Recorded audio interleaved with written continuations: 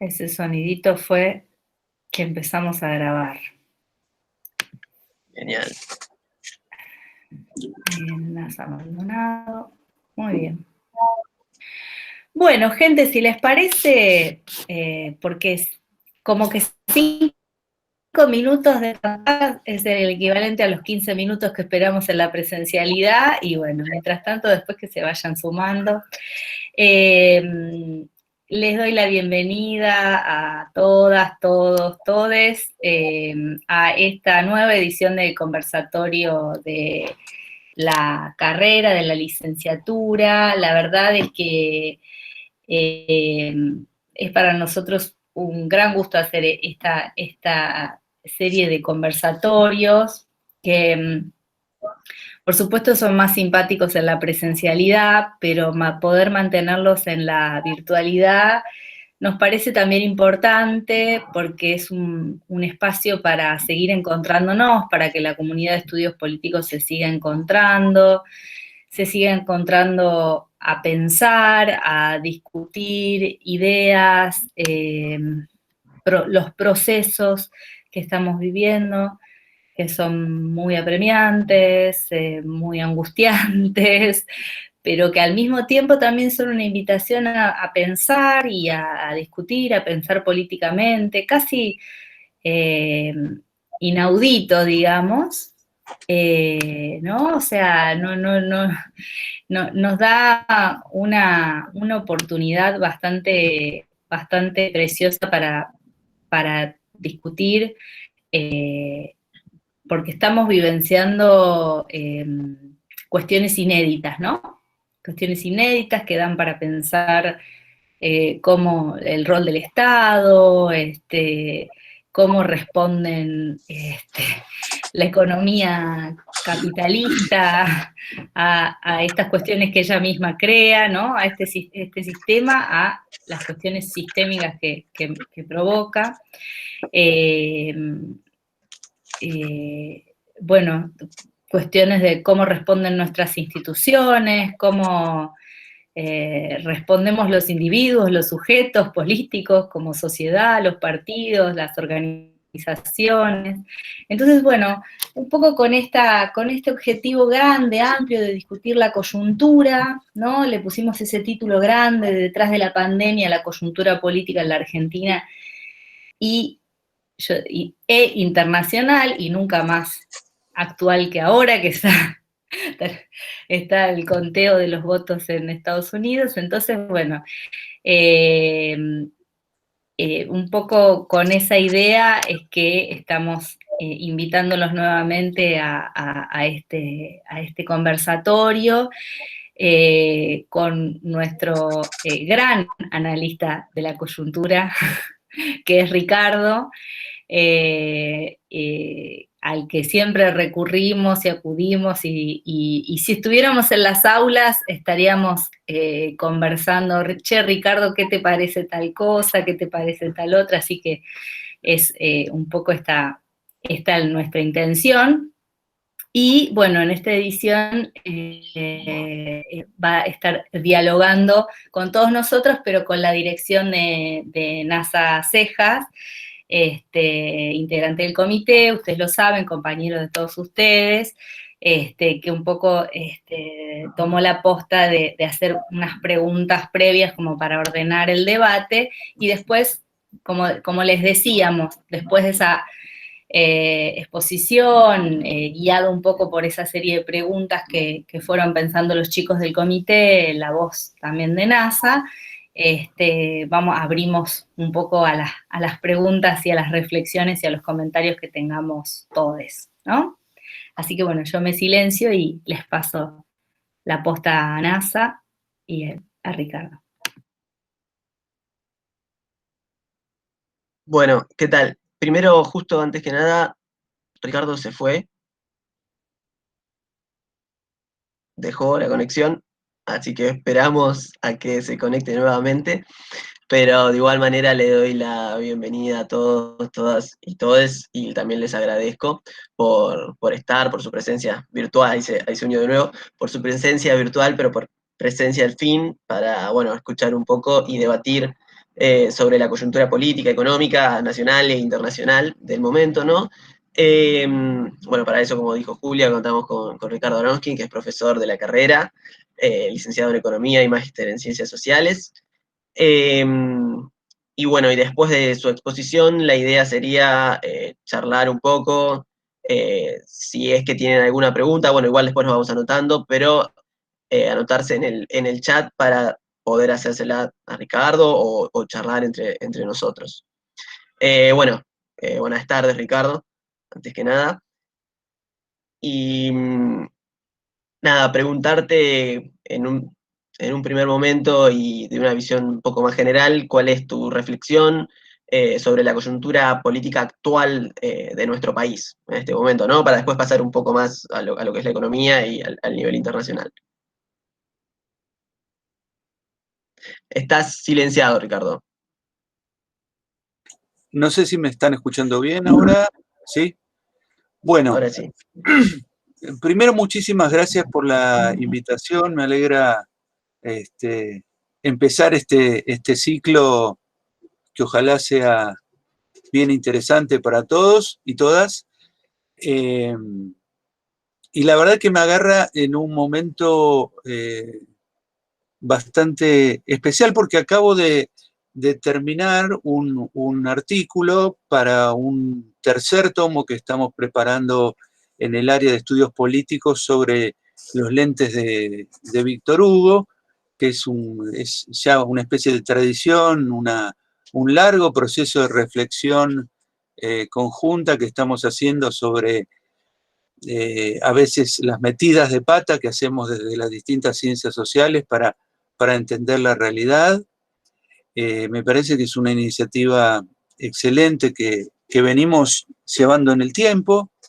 Recuerdo que cuando yo me integré al área estaba en gestación el primer Lentes para Víctor Hugo, ahora vamos hacia el tercero. Y ¿cómo lo engancho con esto que vamos a hablar hoy? Me tocó hacer un trabajo sobre el tiempo del macrismo. Y la verdad que si uno tiene que hablar de la Argentina hoy, viene bien hacer 2 o 3 reflexiones en torno a qué fue el macrismo. Por lo siguiente, cuando Cambiemos llega al gobierno, llega de la mano de una coalición política, económica y social poderosísima.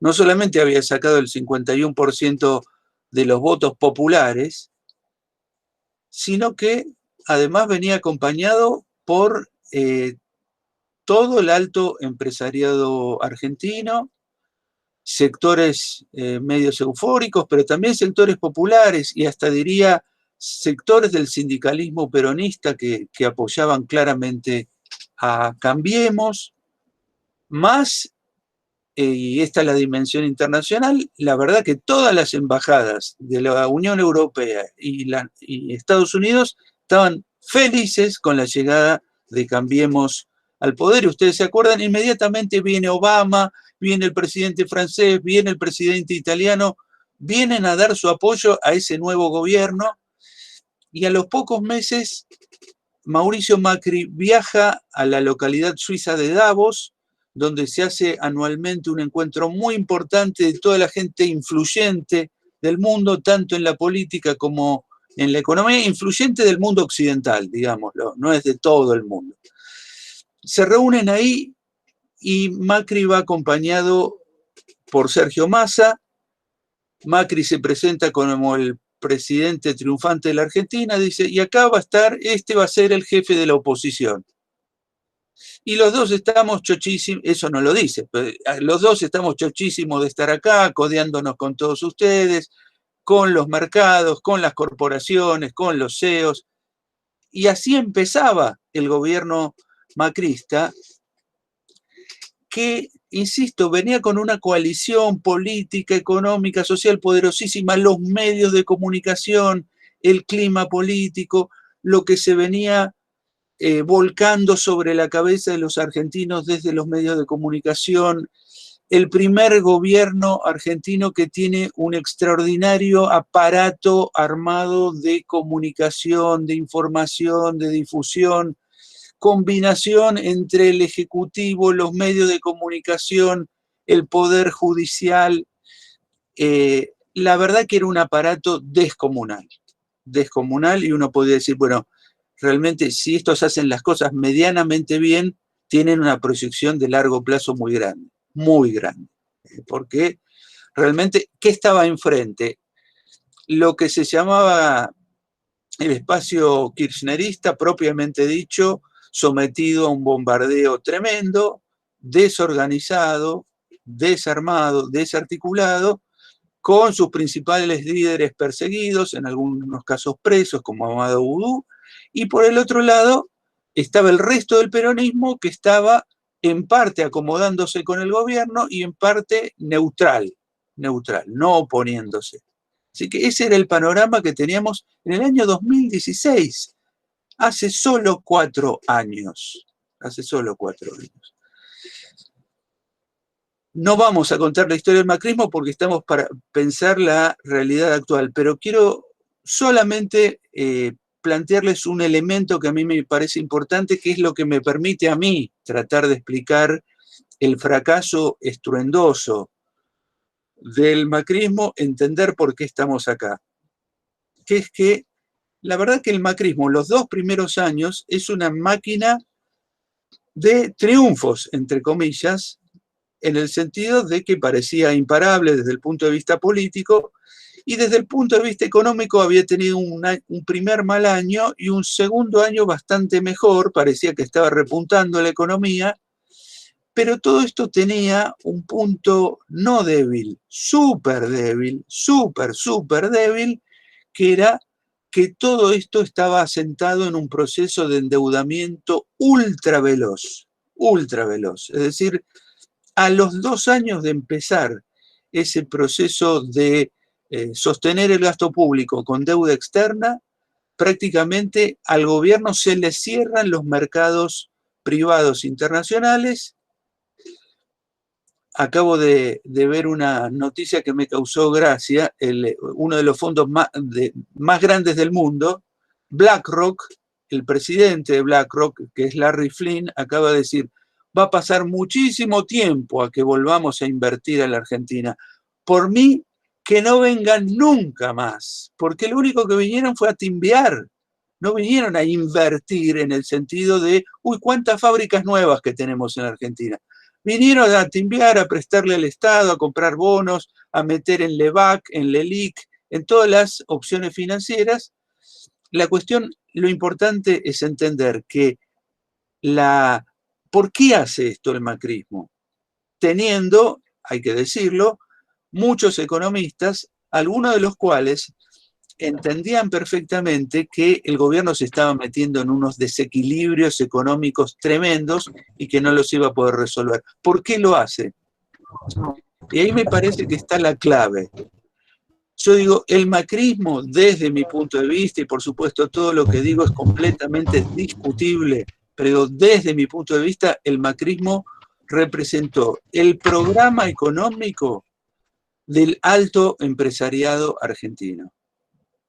Es decir, vinieron a hacer lo que los altos empresarios argentinos querían que se hiciera y que Cristina no hizo, y por eso la odiaban a Cristina, porque no lo hacía. Y cuando Mauricio Macri empieza a gobernar, cuando uno recorre ese primer año, hace todo lo que le pedían los distintos sectores empresarios. Lo que todos y cada uno querían, él lo hizo. Las mineras, me parece que hay un ruido por ahí. Las mineras pedían que le sacaran los impuestos, le sacan los impuestos. El campo pedía, che, sáquenos las retenciones, le sacan a todos menos a la soja.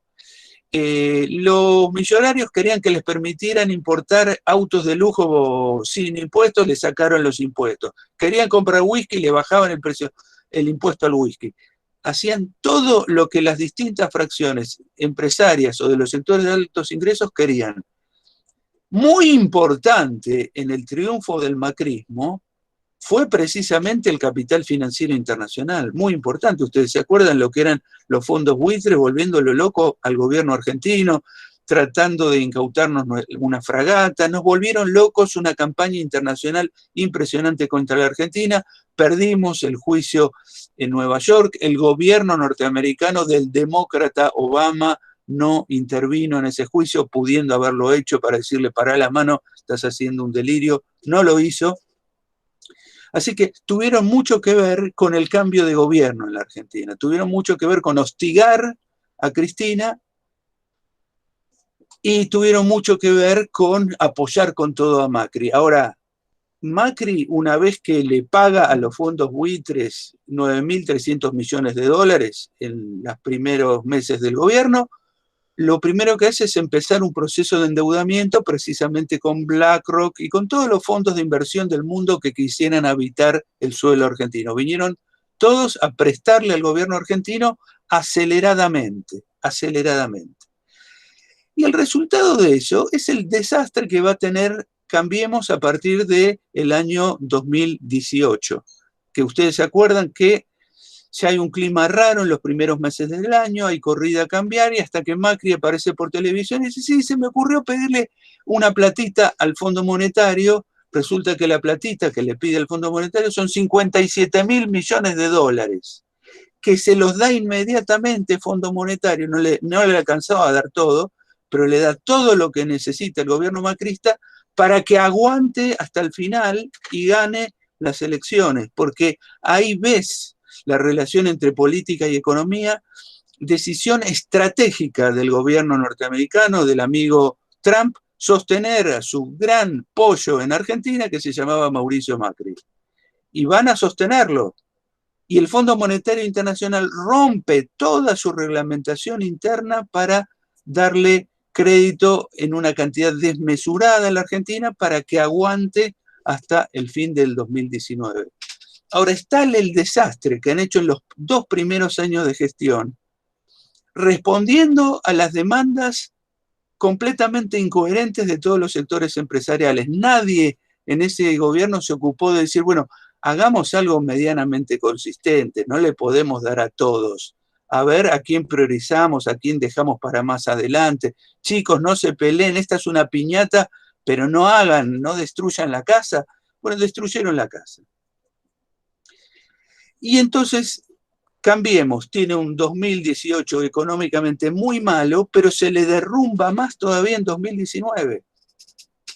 Porque tuvieron que cortar la obra pública, se derrumbó la actividad económica, se derrumbó el salario.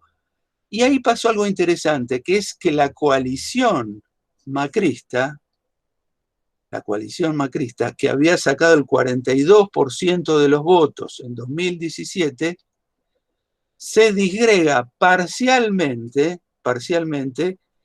y una parte de ese voto mucho menos cercano en términos ideológicos, culturales a la derecha, se desplaza hacia el Frente de Todos. Me parece importante entender, último elemento del análisis del macrismo, que el macrismo en sí, para nosotros, politólogos, sociólogos, economistas, es un verdadero experimento que se ha hecho con nosotros mismos. En el sentido que si yo te dijera, mira, quiero un laboratorio y quiero ver cuáles son las influencias de las ideas políticas, de las percepciones y de la realidad material, a ver cómo se combinan y qué efecto tienen y cuál predomina sobre la otra. Si la realidad económica, social, material, o si las ideas, las imágenes, las percepciones, los climas psicológicos, porque si en algo fue excelente, y lo sigue siendo, la derecha argentina y específicamente el macrismo, fue en la creación de climas psicológicos, políticos, culturales, ideológicos. Es una cosa realmente extraordinaria, merece un estudio muy profundo, pero digo, ahí tenemos un elemento muy interesante, porque es tal el desbarranque en el 2018, 2019, que termina preponderando el elemento de la realidad material sobre en la otra dimensión en donde son Maradona y Messi juntos. Son extraordinarios en la manipulación ideológica, cultural, creación de climas, decir cualquier cosa y todas pasan, ¿no? Es decir, se robaron un PBI, pasó todo, cualquier delirio pasó y se transformó en realidad en esos años. La gente vio a López tirar los bolsos cuando la filmación muestra que los entra por una puerta. Es extraordinario lo que hicieron. Merece una cosa seria desde el punto de vista político, porque hay una capacidad ahí extraordinaria, que de ninguna forma los espacios populares y nacionales tienen para hacer algo semejante, de ninguna forma. Digo esto porque el origen del Frente de Todos es ese derrumbe de los 2 últimos años del macrismo. Ahí es donde se genera el Frente de Todos. Por supuesto que ahí está la inteligencia política de Cristina Kirchner de plantear eso como salida política, que en realidad le da salida política a todos los fracasados del peronismo que se intentaron acercar a los 2 primeros años de la gestión macrista a ver qué pescaban en todo eso. Algunas en forma más grotesca, otras en forma más suave, pero digamos ahí había un público peronista flotante viendo si triunfaba el esquema de Davos, el republicanismo de derecha y el peronismo racional, como le gusta decir a Macri. Si se armaba ese esquema, bueno, ellos iban a ir al peronismo racional. Y se armaba un modelo a la chilena. Es decir, el pinochetismo transformado en democrático con el partido Renovación Nacional y la UDI, y la convergencia, la configuración de democracia cristiana y partido socialista que armaron el otro polo. Pero el modelo neoliberal chileno estable hasta el año pasado. Eso era un viejo sueño de la derecha argentina que se destruye por la propia práctica del gobierno macrista. Esto también es extraordinario. Pensemos lo que significa que el que destruye la alternativa de una especie de bipartidismo neoliberal en Argentina es el neoliberalismo. Ojalá pudiéramos contar acá que fueron las luchas populares incesantes las que destruyeron el modelo neoliberal. Pero la verdad es que lo destruyen ellos, con su incompetencia, con su intento de satisfacer a las distintas fracciones empresarias, dentro de las cuales no hay una que le dé cierta consistencia al modelo neoliberal. Porque uno puede ser neoliberal, pero puede no ser idiota, ¿no? Puede pensar que el gobierno no es hacer una piñata de deseos de los distintos socios, sino que tiene que tener cierta coherencia macroeconómica para que no vuele todo por el aire. ¿Qué es lo que le faltó, desde mi punto de vista, a Macri? Y ahí hay otra discusión interesantísima, especialmente para los cientistas políticos, que es, en el fracaso macrista, fracaso político, insisto, ¿qué elementos tienen que ver con las características personales de Macri? ¿Qué tiene que ver con la configuración política que lo acompañó? ¿Y qué tiene que ver con las demandas de los sectores económicos sociales a los que pretendía representar? Ahí me parece que es un enorme e interesante desafío teórico establecer esos niveles y ver cómo funciona esa situación.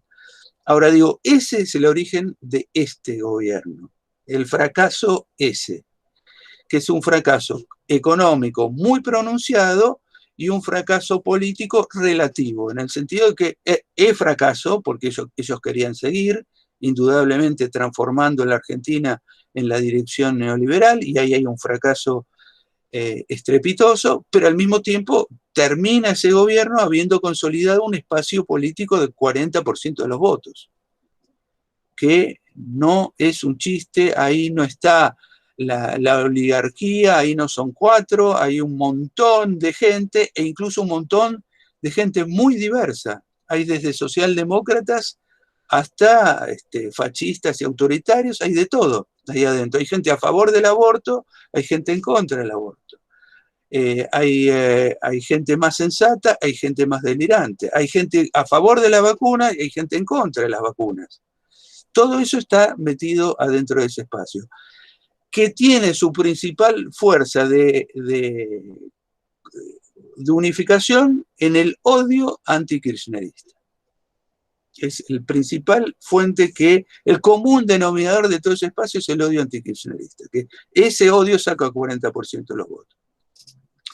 Lo que surge este gobierno es un gobierno de coalición entre el kirchnerismo, que es la fuerza más importante dentro del espacio, que básicamente no es una gran fuerza organizada, sino de adhesión básicamente a la figura de Cristina Kirchner y a lo que ella vaya determinando en su momento.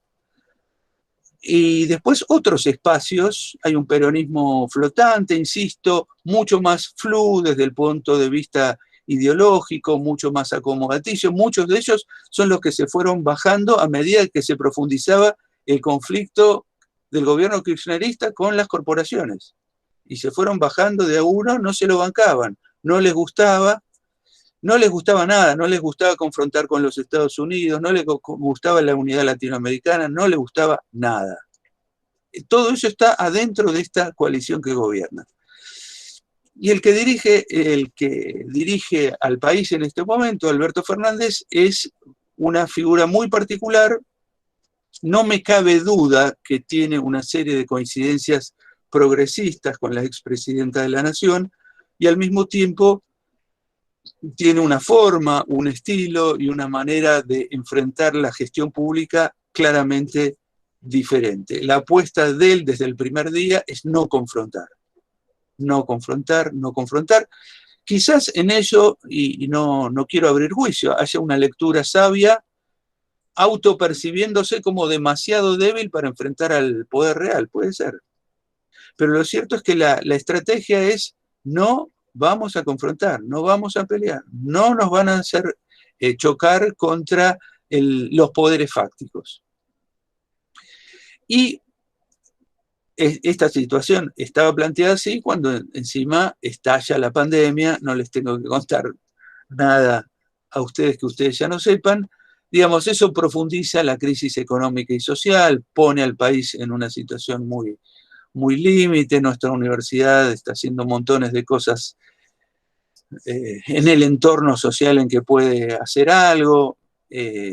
Todo eso a mí me genera un gran orgullo, pero la verdad que es una situación dificilísima, con la particularidad que no existe en casi ningún otro país del mundo, que es que se cuenta con una oposición furiosa y rabiosa tratando de boicotear todas las acciones gubernamentales.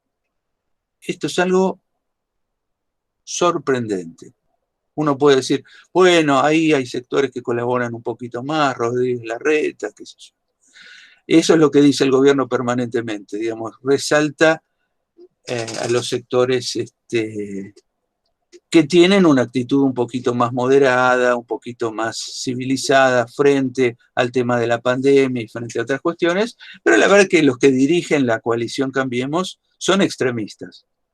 Y acá me parece que hay un punto que para mí es importante y que desgraciadamente a veces los propios espacios nacionales y populares no se les corre un poco las categorías. La verdad es que este es un gobierno moderado, es un gobierno de centro. Este es un gobierno que no viene a hacer ni la reforma agraria, ni atacar la propiedad de nada, ni hacer ningún cambio estructural significativo. Viene, en todo caso, a restaurar la actividad económica de la Argentina, el empleo, la producción. Por supuesto que en el Ministerio de Economía y en el Ministerio de Desarrollo Productivo hay ideas de producir cambios estructurales en las características productivas de la Argentina con un sentido bien interesante. Pero eso queda relegado para algún momento del futuro. Pero digo, básicamente, desde el punto de vista de cómo se comporta, lo que es, lo que dice, lo que hace, es un gobierno de centro progresista, ahí lo tendríamos que ubicar, que enfrenta a una derecha completamente desquiciada desde el punto de vista del discurso, del comportamiento democrático, de la colaboración en cosas básicas del país. Digamos, el gobierno dice, bueno, parece que vamos a conseguir millones de dosis de una vacuna de Rusia, escuchan Rusia y es como si escuchara Rusia Pompeo, es decir, les agarra una locura psicótica y se ponen a boicotear que la gente se vacune. Digamos, estamos en ese terreno donde hace ya años que el debate público es muy complicado en la Argentina. Yo me acuerdo cuando empezó el periodo macrista, que muchos militantes, algunos alumnos, me decían, profesor, ¿usted tiene datos para discutir con la gente sobre cómo fue la gestión del kirchnerismo? Y digo, sí, datos hay, sobran, hay toneladas de datos con cosas buenas, regulares, malas que se hicieron, hay toneladas de datos, pero ¿sabes qué? Esta discusión no es racional. No es una discusión donde enfrentes argumentos, ideas con ideas, donde alguien esté dispuesto a decir, no, tenés razón, la verdad que sí, yo decía que había mucha inflación y había 25, con Macri tuvimos 50. Ese tipo de debate no existe, no hay. Es decir, tenemos una parte de la población argentina fanatizada, enloquecida, con un mensaje sistemático bajado desde los medios de comunicación, que hace muy difícil el debate, el diálogo mínimamente democrático. Nosotros tenemos Trump sin Trump en la Argentina. Nosotros tenemos, Trump son los medios de comunicación de la Argentina. Nosotros lo tenemos a Trump. Trump es La Nación, Clarín, Infobae y las redes. Uno se encuentra trumpismo de sobra, que no tienen un Trump todavía porque a Macri no le da. Pero digamos, ahí hay una situación muy conflictiva, insisto. Desde mi punto de vista, el panorama político actual está definido por un gobierno moderado, de centro, con ciertos instintos progresistas, frente a una izquierda, perdón, a una derecha política, económica y social muy agresiva, frente a la cual el gobierno nacional no sabe cómo pararse. No sabe cómo pararse.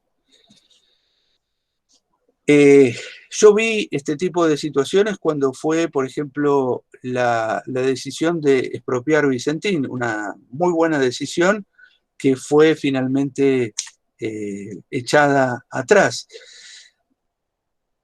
Pasa algo cuando el gobierno decide expropiar Vicentín. Manda una delegación de funcionarios a ingresar a la empresa a recabar información y se produce una suerte de pueblada en el pueblo de Vicentín y no le permiten a los funcionarios públicos ingresar a la planta a ver los libros, ver la contabilidad, ver qué pasaba. No les permiten ingresar. ¿Quién? El pueblo, digo entre comillas, el pueblo comandado por los delincuentes que gobiernan Vicentín. Y el gobierno no tiene capacidad de hacer lo que hay que hacer, que es que los funcionarios tienen que entrar a esta empresa porque es una decisión del Estado nacional que entren a ver el robo que se ha hecho en Vicentín. El Estado demuestra incapacidad de ejercer la ley y su potestad de intervenir una empresa privada. ¿Quién lo frena? Lo frena el pueblo. El otro episodio que a mí me preocupó, y ahora voy a unir los dos, es lo que ocurrió con el levantamiento policial en provincia de Buenos Aires. Uno puede decir, había bases objetivas por las cuales había malestar en la policía, como debe haber malestar en todos los empleados públicos del Estado Nacional, incluidos nosotros, porque no nos va muy bien a nosotros también con nuestros propios sueldos. Pero digamos, lo de la policía tiene la particularidad que tienen armas y que son un poco más brutos que nosotros. Eso también es cierto. Entonces, uno se encuentra ahí con personajes que no sabés cómo van a actuar. Pero es cierto que los señores estos van y rodean la quinta presidencial. Y el gobierno nacional lo único que hace es esperar a que algunos hagan gestiones frente a esta gente para que se vayan. Yo quiero decir que en estas dos situaciones políticas, lo que yo veo es mucha debilidad del gobierno y del Estado Nacional. ¿Para qué? Para hacer cumplir la ley. Y pongo dos casos, porque no es, digamos, el gobierno del Estado no es solamente el ejecutivo, sino el legislativo, el judicial. No les voy a contar a ustedes los problemas que tenemos con el Poder Judicial. Ahora, el Poder Judicial, cuando dice, señores, desalojen Guernica, va la policía bonaerense y desaloja Guernica. Cuando el Poder Judicial dice, llévenlo al señor Lázaro Báez a su domicilio, la policía no lo puede hacer porque se enfrenta a 40 chetos que dicen, no nos gusta Lázaro Báez, no nos gusta Lázaro Báez. Así que no vamos a dejar que entre a su propio domicilio. Entonces 40 chetos, el poder del Estado se arrodilla y dice, no, nos lo llevamos a otro lado. Entonces ahí está fallando algo, falla algo en relación a un gobierno que no me cabe duda que no tiene un sesgo clasista en el sentido de favorecer a los ricos contra los pobres, pero que frente a situaciones fácticas no sabe cómo reaccionar. No sabe cómo reaccionar. No sabe cómo reaccionar frente a la catarata de mentiras cotidianas de los medios de comunicación, no sabe cómo reaccionar frente a las presiones alcistas sobre el dólar. Ahora empezaron un poquito a agarrarle la vuelta, pero tardaron meses en empezar a actuar frente a algo que era evidente que se estaba gestando, que era una corrida cambiaria.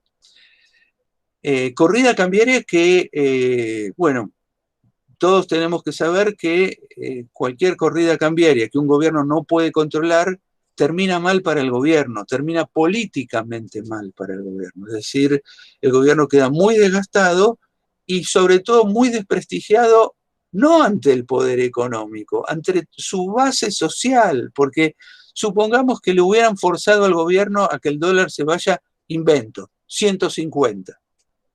Lo que tenías al día siguiente era una remercación gigantesca y al día siguiente lo que tenías, por lo tanto, era que nuestros salarios se habían encogido a la mitad. Así, de un día para el otro, ¿y a quién le iban a echar la culpa? Los medios, el aparato, las redes, etcétera, etcétera, al gobierno. Que en realidad tuvo la responsabilidad de ser impotente frente a las maniobras que le hacen los mercados.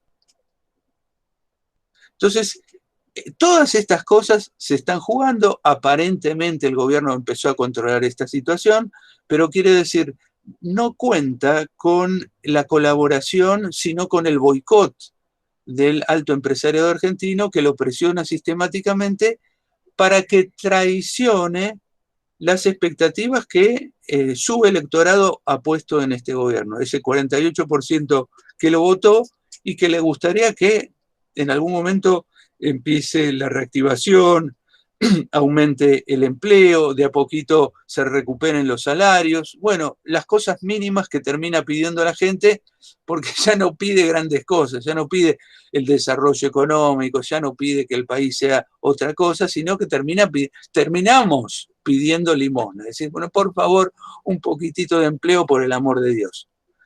Cuando Argentina está para muchísimo más que eso. Argentina es un país con un potencial extraordinario, sometido a un boicot permanente por parte del alto empresariado argentino, que siempre está en contra, en este caso, de un gobierno moderado, sensato. Hay que verlo a Guzmán. Guzmán es como si gobernara, si estuviera Stiglitz en el Ministerio de Economía, premio Nobel de Economía, un tipo sensato, prudente, claro, no es neoliberal ortodoxo, pero tampoco es ningún loco, digamos, es gente muy centrada desde el punto de vista económico, incluso desde mi propia perspectiva, demasiado moderada y demasiado poco audaz. Pero digamos, está bien, y yo diría cualquier empresario medianamente bien intencionado tendría que apoyarlo. Y sin embargo tenés una oposición que lo que estaba pidiendo hace unas semanas es que se fuera y que pusieran a otro, que el otro era alguno de ellos. Entonces, lo que este gobierno se enfrenta es a que lo vacíen desde adentro, es decir, que lo vayan empujando a tomar posiciones económicas cada vez más ortodoxas, que lo empujen en la dirección de un quiebre entre el peronismo que representa Alberto y el peronismo que representa Cristina, y todos sabemos que una quiebra política de esa magnitud lo pondría al gobierno en una posición sumamente débil. Y la otra alternativa, que hace unas semanas parecía que estaba en marcha, encabezada por Patricia Bullrich, Cornejo y otras figuras francamente golpistas del espacio Juntos por el Cambio, era empujarlo a una situación de ingobernabilidad y que cayera prematuramente el gobierno. Ingobernabilidad que se veía en esa policía patoteando en la Quinta de Olivos, ingobernabilidad que también se puede generar en términos de precios, ingobernabilidad en tomas de terrenos que no se puedan manejar. Y acá quiero decir algo sobre la perspectiva que yo veo. Yo creo que el año que viene va a ser un año de recuperación económica, es decir, que la economía argentina va a volver a crecer y a generar puestos de trabajo y a reactivarse por varias razones. Pero una de las razones va a ser la vacuna. Una de las razones va a ser que, bueno, las restricciones van a reducirse significativamente, se va a empezar mucho más a mover la cosa, va a haber una reactivación. Construcción, etcétera, y aparte el gobierno tiene un conjunto de planes bastante ambiciosos en materia de creación de empleo y actividad económica. Ahora, todo ese, digamos, buen trayecto desde el punto de vista económico, en el sentido que claramente vaticino una mejoría en las condiciones generales de la economía y de alguna forma de la sociedad, yo creo que va a estar también muy afectado por el tema de los conflictos sociales emergentes que van a surgir. Digo, nosotros mismos, la miro acá Julia, nosotros los propios docentes estamos empezando a protestar en relación a cómo se ha quedado el salario, etcétera, etcétera. Estamos empezando a decir algunas cosas y nosotros somos perfectamente conscientes de la situación del país, de la situación de la economía, etcétera, etcétera, pero no queremos dejar de hacer oír lo que pensamos. Pero otros sectores simplemente salen a protestar y a decir, basta, queremos aumento de sueldo. No tienen por qué estar con el barómetro de cómo está la economía argentina y muchos van a salir a demandar cosas. Es decir, que el trayecto que tenemos por delante en la Argentina es un trayecto donde va a haber que administrar el conflicto social. Es decir, todas las inconformidades que se generaron este año, todo lo que tuvimos que relegar todos en términos personales, en términos materiales, todo eso va a surgir nuevamente una vez que desaparezca la pandemia y esté el espacio público libre. Lo que vamos a ver va a ser mucha conflictividad, mucha protesta, mucha demanda, que puede ser manejada, quiero decir, puede ser manejada con inteligencia, con prudencia. En realidad lo que se estaba haciendo en Guernica se estaba trabajando para que toda la gente tuviera una solución. Y al final de todo se pudre. Pero la verdad que estaba ese diseño de cómo manejar un conflicto social real estaba bien planteado. Y me parece que el gobierno tiene que aprender de lo que pasó ahí para que no te metan el gol en el minuto 89 del partido.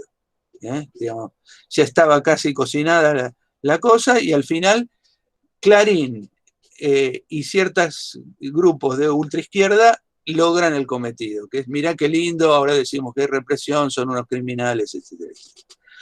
Digo, este es un escenario complejo que tenemos desde el punto de vista social y político con vistas al año que viene, año electoral, con lo cual, ahí quiero decir, se juega o se pone de vuelta en marcha algo que la derecha es magistral, que es y que lo hizo muy bien durante el gobierno kirchnerista, que es crear un clima de malestar económico, a pesar de que hoy esos años nos parecen maravillosos. ¿eh? Empleo, trabajo, salarios más o menos que estaban aceptables, ¿no?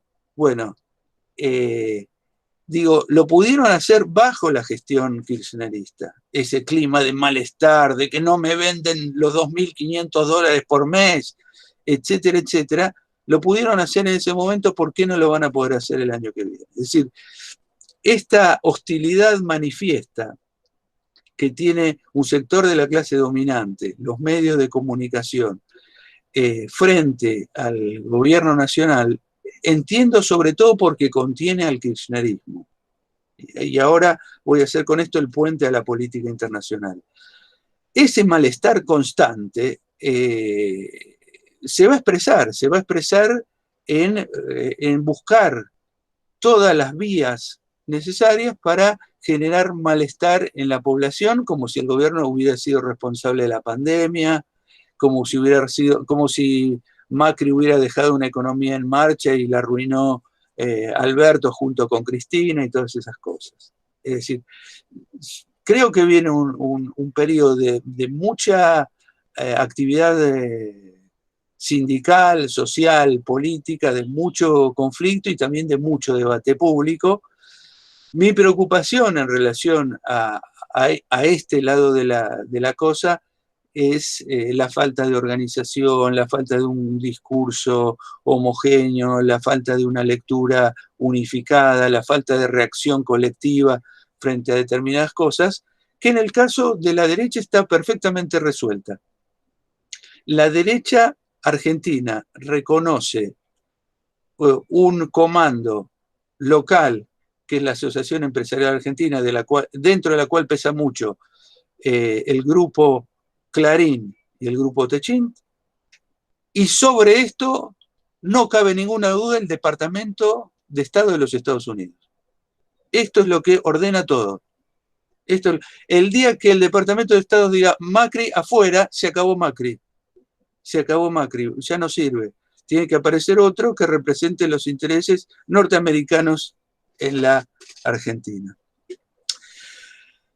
Y acá quiero meter esto que también reflexionaba que muchas veces en las ciencias políticas no lo trabajamos bien, que es, digamos, la cuestión, voy a usar terminología vieja, la cuestión nacional, es decir, el problema de los países que son semicoloniales, es decir, que son formalmente independientes, pero que tienen una cantidad de vínculos con los países desarrollados que no les permiten ser demasiado independientes y demasiado soberanos. Bueno, yo creo que una de las cosas que encarnó en su momento el kirchnerismo, y no tiendo a endiosarlo para nada, pero una de las cosas que fue una piedra de choque con el orden internacional es la mirada independiente que tenía primero Néstor y después Cristina Kirchner. Tenían la cabeza independiente y por eso se dedicaban a fortalecer los lazos con Lula, con Evo, con toda América Latina, con Chávez, con Ecuador, etcétera, etcétera. Esa cabeza independiente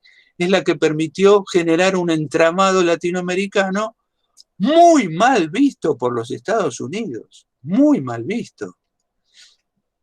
El lawfare, digamos, ese mecanismo de usar la justicia para perseguir a los líderes políticos latinoamericanos fue creado durante la gestión de Obama, no bajo Trump.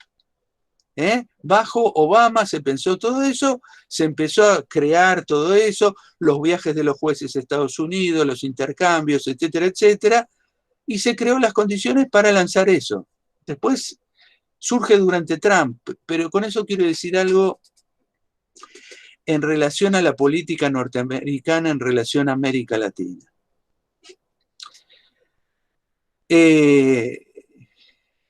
La verdad que no hay diferencia significativa entre republicanos y demócratas tratándose de nuestra región. Nuestra región es el patio trasero de los Estados Unidos, sienten que les pertenece por una cuestión histórica, geográfica, es la parte de ellos, pase lo que pase, y quiero decir, se conmemoraron en estos días 15 años del famoso no al ALCA. Bueno, ese fue un momento alto del clima soberanista que había en América Latina. Fuimos capaces de rechazar una oferta horrible que nos hacía los Estados Unidos, que era formar parte de un gran espacio económico en donde no teníamos nada para ganar, típico de las ofertas que hace Estados Unidos a la región. En esos 15 años, la que se metió fue China. Ahora, China, que no hace falta tampoco ni endiosarla, ni empezar a decir que es maravillosa, pero China viene con una valijita en donde viene crédito, inversiones, infraestructura y tecnología, y encima nos compran. Los norteamericanos no solamente no nos compran, sino que nos echan de los mercados donde estamos. Por ejemplo, ahora, otro títere de los norteamericanos, Bolsonaro, le empieza a comprar trigo a Estados Unidos, dejándole de comprar trigo a la Argentina.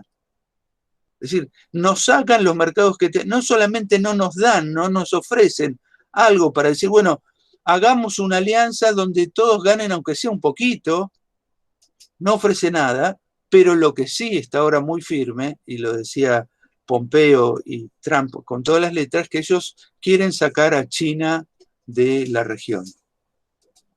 En realidad la quieren sacar del mundo, pero más del patio trasero. Ahí el tema Venezuela cobra otra dimensión.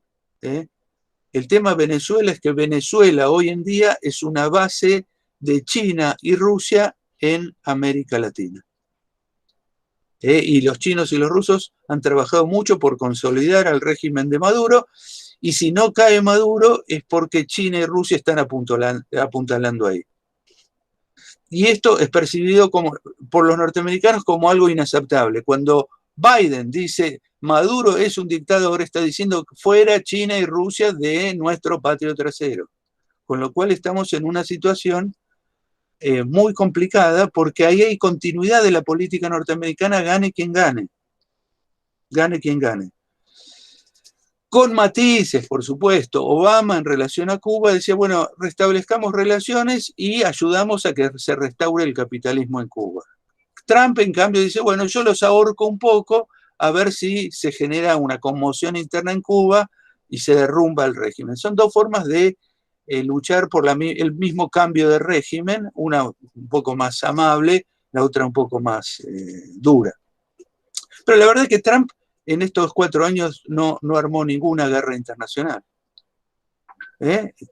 Mucho bla, bla, bla, bla, bla, bla, te voy a romper la cara, pero guerras no hizo, guerras no hizo. Y ojo con los moderados demócratas que cuando menos te acordás te metieron en una guerra.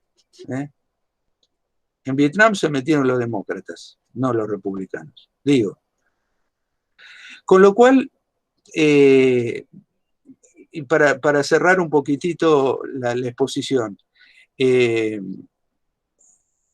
hay algunas cosas en donde Biden es mejor que Trump, pensando que Estados Unidos es una sociedad que es todo el mundo la mira, todo el planeta mira a Estados Unidos. Biden es un poquito más democrático, Biden es menos permisivo en relación al racismo.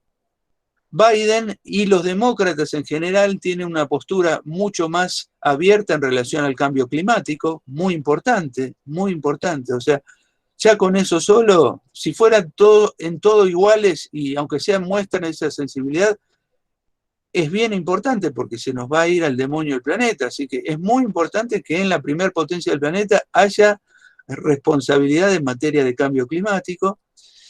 Lo mismo en el tema de género, me parece que los demócratas son como más avanzados, mucho más avanzados en algunos casos que los republicanos, que tienen adentro un lobby religioso muy retrógrada, casi, ustedes saben que la palabra fundamentalista surgió en Estados Unidos por corrientes evangélicas fundamentalistas, así se llamaban, y de ahí se expandió al mundo, pero no es que era el fundamentalismo islámico, el origen del fundamentalismo es sectas evangélicas norteamericanas enloquecidas.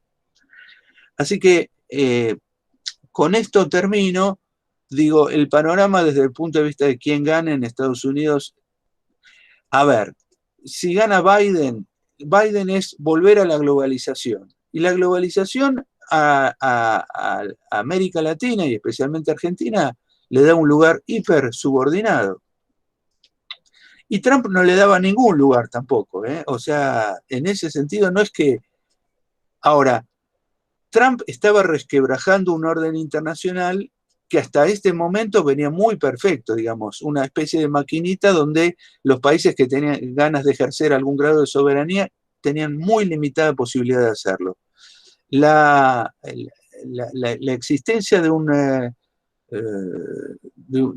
régimen neo-globalizador como sería Trump, perdón, como sería Biden, no, digamos, me parece que la globalización así como está definida está agotada, no tiene mucho más para dar, así que desde esa perspectiva no vamos a tener demasiadas novedades, ni por el lado de Biden ni por el lado de Trump.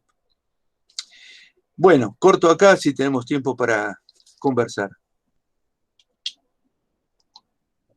Bueno, muchas gracias, Ricardo. Siempre sos muy esclarecedor cuando hablas. Nada, primero también te quería pedir disculpas porque dije magíster en Ciencias Sociales y es en Relaciones Internacionales, eso estaba pensando. Sí. Y la idea ahora es que, bueno, charlemos un poco entre todos, todos y todos.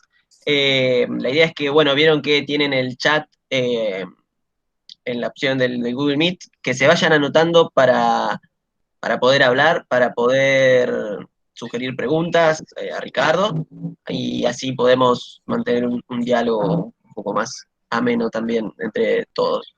Bueno, la primera es Julia, así que Julia, la pregunta, si lo querés. Dale, buenísimo.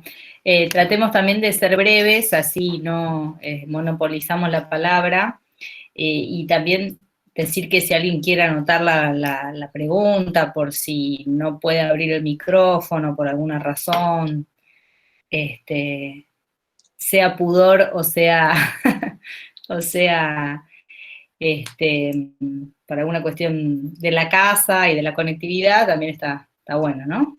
Bueno, la verdad que, como decía NASA, súper interesante y esclarecedor la postura. Yo quería reaccionar sobre algunas cuestiones. A mí hay un tema que me preocupa mucho, que me viene preocupando mucho desde hace varios años, que es,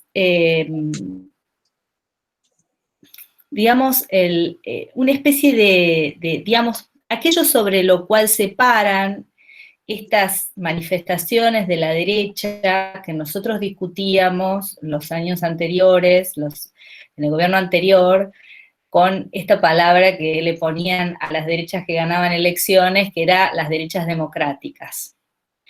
Y el eje de esa discusión que nosotros discutíamos en el área, en los conversatorios, en cada esquina de la universidad, tenía que ver con, a mi entender, bueno, primero con un reduccionismo de la palabra democracia y del sentido de democracia, y sobre todo con una cosa que yo veo muy sistemática en una de esas, digamos, en una de esas soy un poco brutal porque estoy haciendo comparaciones de medio masivas, ¿no?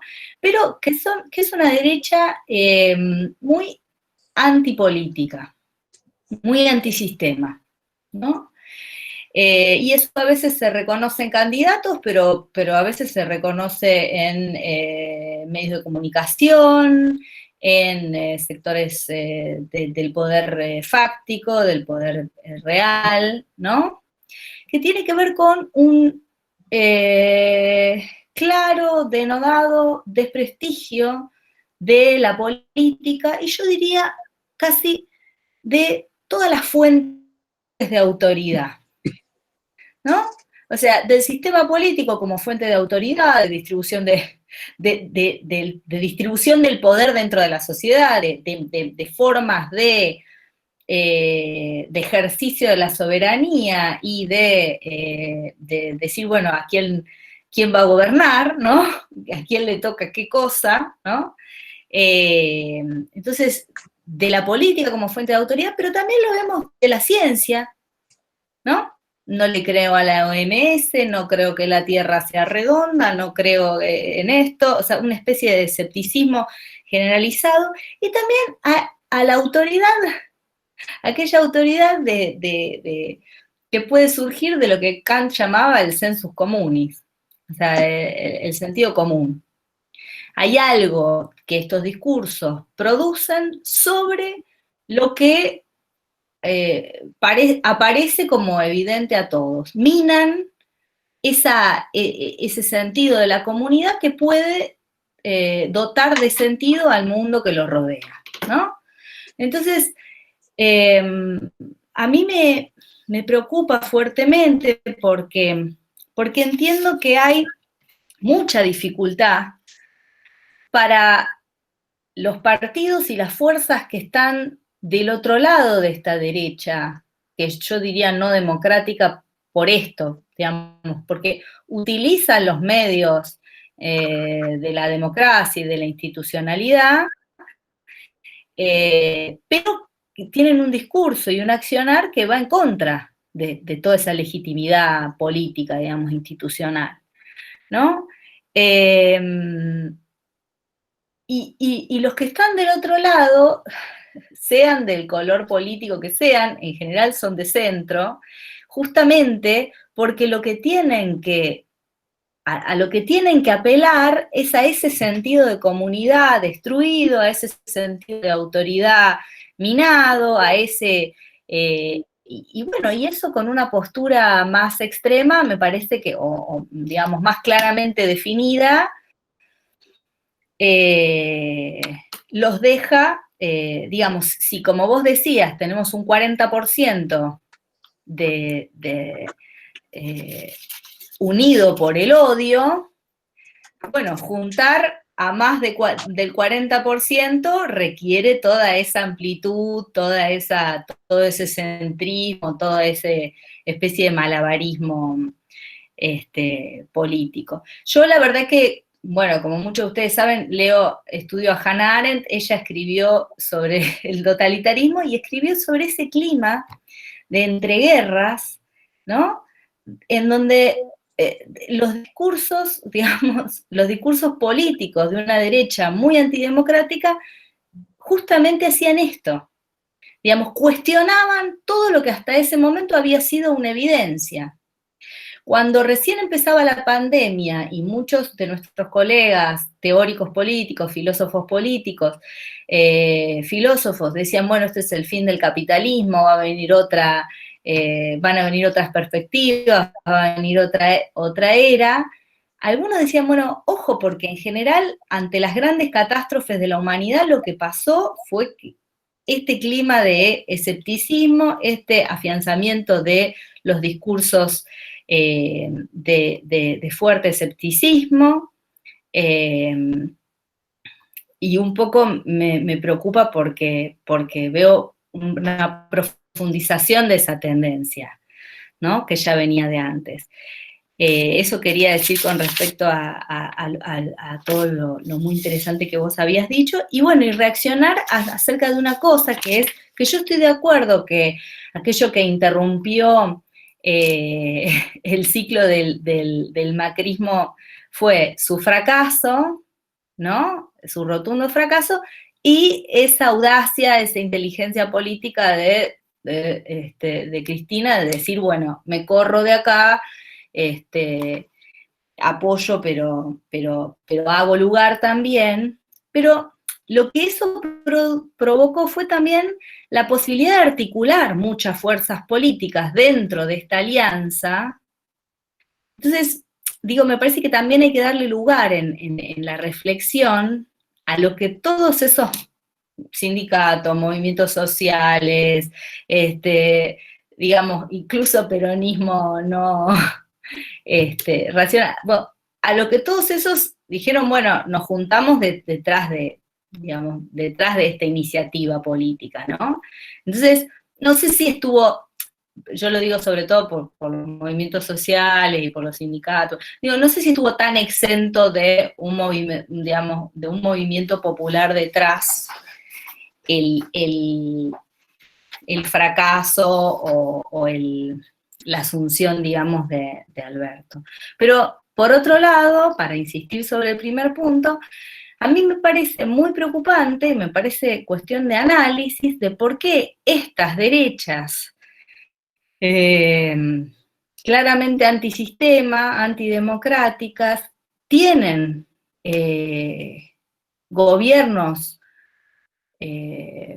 fuertemente, digamos, que uno podría hasta objetivamente pensar como malos en términos de cifras, y aún así o sea, mantener tan fuertemente su apoyo popular. Vos mismo lo dijiste, Macri ganó en 2017 con el 42%, y ahora perdió con el 40%.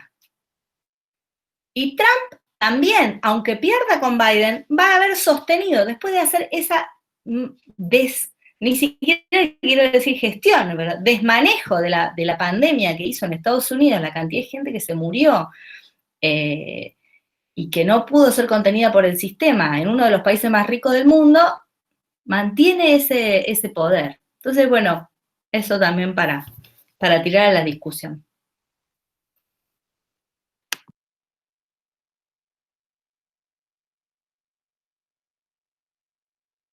Juntamos un par, ¿no?, de reacciones. Bueno, cómo no, juntamos entonces un par. Ricardo, por otro lado, Nahuel Draún pregunta si crees que la izquierda demócrata, Sanders, AOC, pueden tener incidencia en la política exterior de un eventual gobierno de Biden. Vamos con esas dos y ahora después hay más, así que respondemos esas dos y después otra tanda, si te parece. Mira, la izquierda demócrata ha crecido mucho en todos estos años, más estimulada por Trump. No llega a tener peso fundamental en el partido. No, ellos lograron a nivel de plataforma ciertas concesiones, por ejemplo, en materia de salario mínimo, derechos sindicales. Hay ciertas cosas que ellos lograron imponer también en el tema ecológico, pero la derecha demócrata es muy fuerte, es muy conservadora, es una derecha corporativa, con lo cual yo no espero nada demasiado transformador en el gobierno de Biden. Biden es la derecha demócrata, que nunca es tan salvaje como la derecha republicana, pero no tiene ímpetu reformista. Es decir, los demócratas progresistas van a tener que luchar para tratar de obtener cosas, pero no van a salir fácil de la propia decisión del presidente norteamericano. Bueno, muchas gracias, Ricardo. Le voy a pasar la palabra y antes además agradecerle porque fue gran parte de la organización del evento de hoy a Mika Irigoyen, ¿sí? Así que bueno, tiene la palabra para preguntar. Hola, Ricardo. Tengo una pregunta y es sobre Trump. Si crees que va a absorber el Partido Republicano, porque las encuestas lo daban por perdido y sin embargo está ahí reñida la votación. Si crees que próximamente va a ser el Trump, digamos, no solamente el líder del Partido Republicano, o crees que ya termina su carrera política en Estados Unidos? Mira, me parece que en general un presidente se considera, por lo menos los criterios norteamericanos, ¿no?, consideran que un tipo es exitoso si logró ser reelecto. Si el tipo pierde, ya es muy exitista la sociedad norteamericana y ni que hablar la política. Entonces, un tipo que no fue capaz de liderar al partido a una segunda victoria, lo tiran al tacho de la basura rápidamente. Y aparte es un tipo bastante impresentable en términos generales de lo que era la política tradicional norteamericana. O sea, el tipo es realmente diferente. Fíjate solamente el vicepresidente del Pence, que es otro personaje siniestro, digamos, muy reaccionario, pero que guarda las tradiciones políticas norteamericanas, como se peina, cómo habla, cómo dice. Son tipos de plástico completamente guionados. Trump no, Trump, una de las cosas que son un punto a favor de él es la autenticidad del personaje. Es una bestia, pero es auténtico. O sea, las barbaridades que dice suenan bien porque son como una especie de aire de libertad en un ambiente político que es un caretaje tremendo. Digamos, es típico de los políticos norteamericanos, los descubren en un affair amoroso con otra mujer, entonces sale después el tipo con la mujer al lado diciendo jamás debí haber hecho esto, esto va contra todos mis valores y todos mis principios y me siento muy avergonzado y mi mujer me comprende, esto lo hizo Clinton, lo hicieron, son todo, es un caretaje tremendo y Trump es un putañero, no lo oculta, todo lo de él es como visible, dice barbaridades y representa una suerte de norteamericano que se siente un poco oprimido por los buenos modales y por la corrección política, y en ese sentido lo ven a él como un tipo libre y un tipo corajudo, un verdadero norteamericano. En ese sentido va a ser difícil reemplazarlo a él. Van a necesitar una figura así con cierto carisma, él por lo que sea la tiene y evidentemente lo ha conservado por lo menos sobre una parte del público, ¿no? Está saliendo muy pareja, muy reñida la votación. Ahora, si pierde, perdió. Si pierde, perdió, y aparte supongo que se le van a abrir una serie de cuestiones judiciales muy complicadas. Gracias, Ricardo. Te leo una pregunta de Tomás Vallica, la leo. El otro día el embajador en China decía que Argentina tenía que seguir cooperando con China y estrechando las relaciones, pero sí como parte del desarrollo en los mercados del sudeste asiático, regiones del África, etc. No en un papel de subordinación, pero sí en comercio internacional. ¿Qué rol hay o debería haber en la construcción de esos espacios a nivel regional y mundial de esos mercados emergentes? ¿Qué rol debería tener Argentina? Mira, es una pregunta. El tema es así. Mientras Estados Unidos no nos da ningún resquicio interesante, China nos ofrece un tipo de relación con ellos que es bastante parecida a la que teníamos con Gran Bretaña en el siglo XIX. Gran Bretaña en el siglo XIX nos construyó el telégrafo, los puertos, los ferrocarriles, hizo un montón de cosas, o sea, hizo infraestructura en la Argentina, nos compraba un montón, nos vendía productos manufacturados, teníamos esa relación. No es muy distinta a la relación que nos ofrece China. De hecho, por ejemplo, el cuarto reactor nuclear que China construiría, en realidad discontinúa toda una tradición tecnológica argentina. O sea, nosotros tenemos experiencia, sabemos hacer reactores y los hacemos con un determinado estilo tecnológico. Bueno, los chinos vendrían a hacer otro tipo de reactor. Es decir, tenemos un problema severo de que la relación que en general China tiene con América Latina es una relación de vendamosle materias primas. Por ejemplo, Brasil lo que le vende a China es soja y hierro, ni siquiera acero, hierro, para que los chinos hagan el acero. Es decir, es una relación recontra arcaica, digamos, el tipo de división del trabajo que se plantea con los chinos. Alguien puede preguntar, ¿hay alguna posibilidad de hacer otra cosa?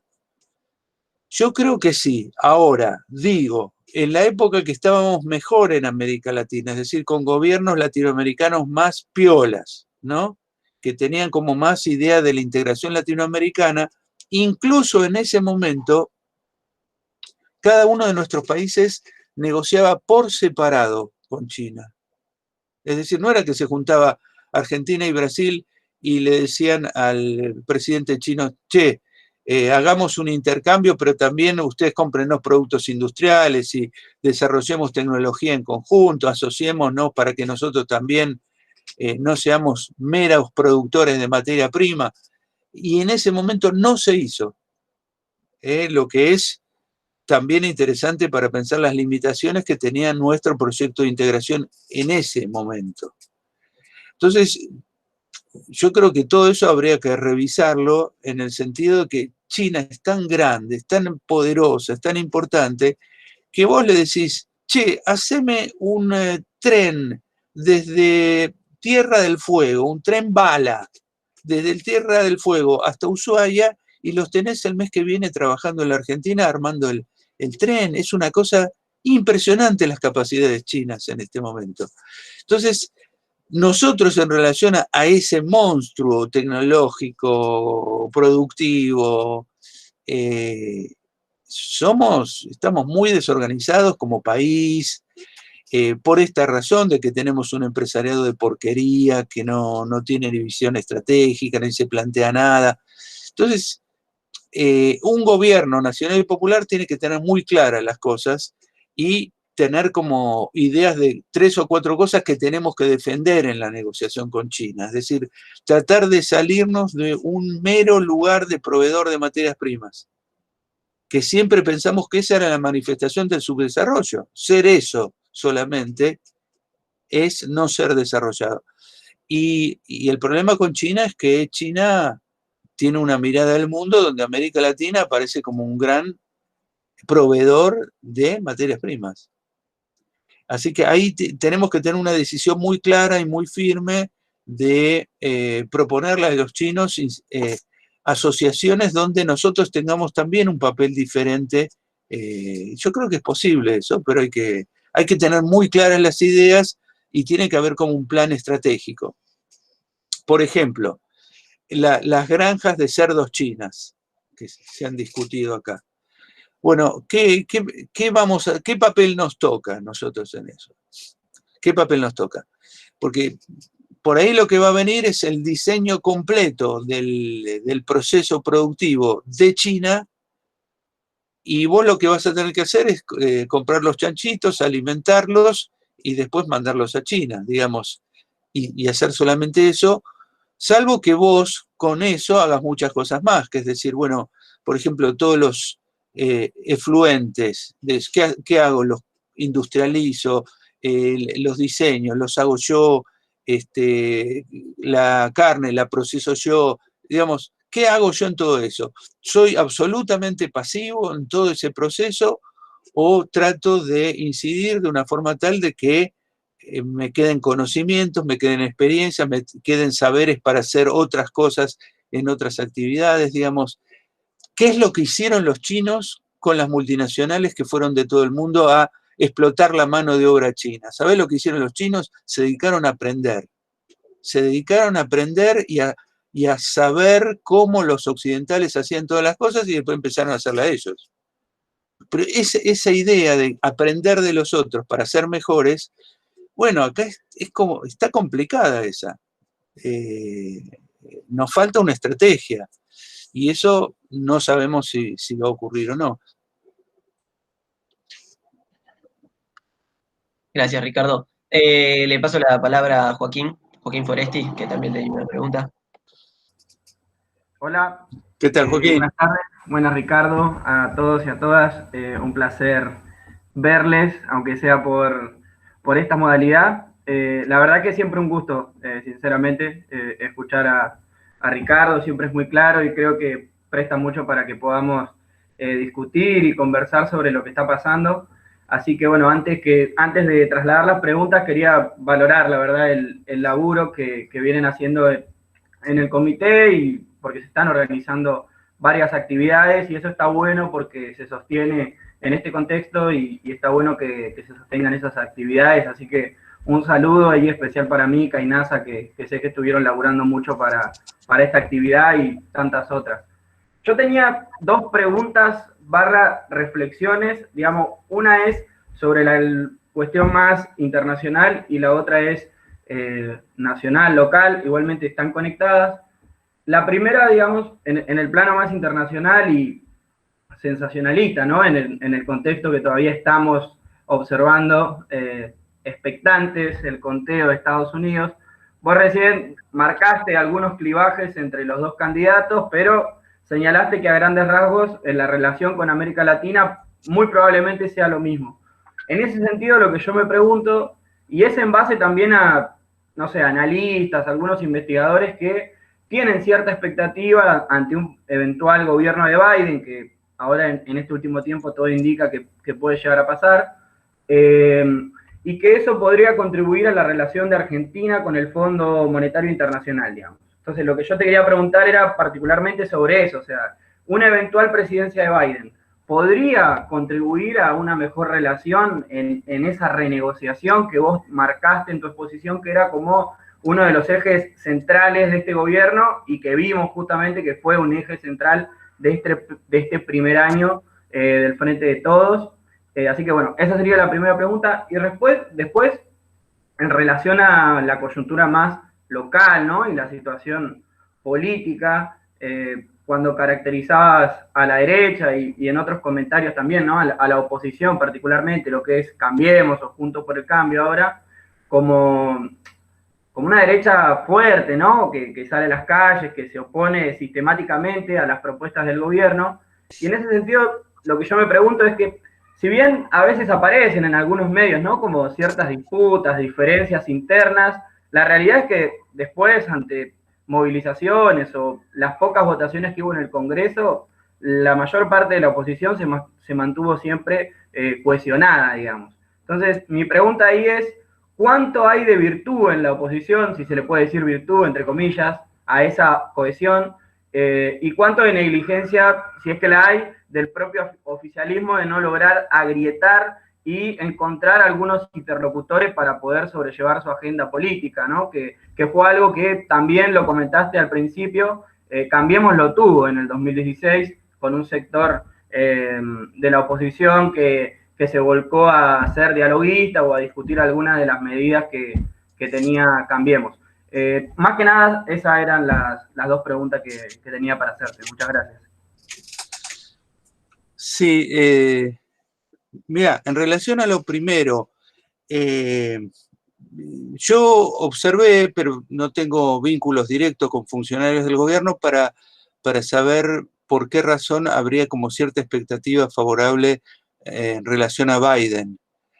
Es cierto que la experiencia de este gobierno ha sido mala con la gestión Trump, porque Trump es el que metió a Claver Carone en el Banco Interamericano de Desarrollo, que es un activista de derecha muy antigobierno. Armó un escándalo cuando asumió Alberto porque había representantes del gobierno venezolano.